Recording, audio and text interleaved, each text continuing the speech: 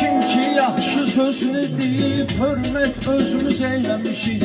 Qıraqdakı mənə şeyləyib, diqqət özümüz eləmişik. Ay baba, biz o mövzuda söhbət özümüz eləmişik.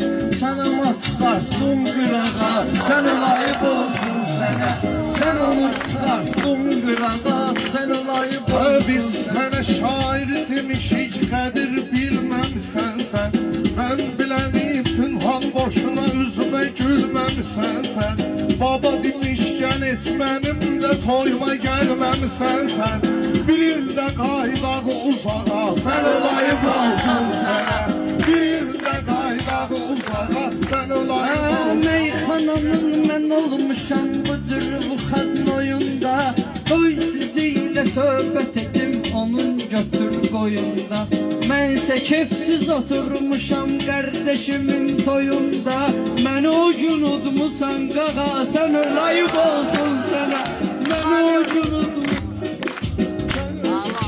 Sən elə bilirsən, nəsə imkanla özüm deməmişəm. Hamı deyib meyxana, bir yandan özüm deməmişəm. Hər biz sənin toyunda Ruslanla özüm deməmişəm. Haqqı ki qatdın ağa, sən layık olsun sənə. Haqqı ki qatdın gizlətdiyi yerdə olsun sənə.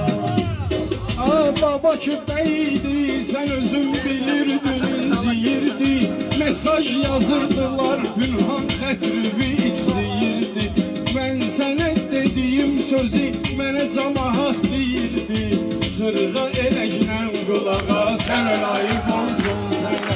Sırğa eləklə qulağa, sənə layık olsun. Rəqiblərin müsbət olan cəhətinə, sənin toyunda rəhmanın zərbə deyir sənətinə.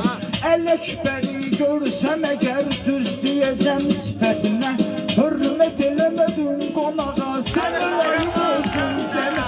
Hörmət eləmədin qonağa, sənə layık olsun sənə. İmkanım olmadı, heç nə imkanım oldu, heç nə. Bu meydan axırda mənim meydanım oldu, heç nə. Hansısa restoranda afşant xanım oldu, heç nə. Ömrə yazırsan varağa, sən layık olsun sənə. Ay Kərim mənə fərq eləmir, udmusan. Sən elə bilirsən ki, sözünlə məni qorxudmusan. Bu qafiyəni ürək sözü deməyə görə tutmusan. Sınağı qatırsan sınağı.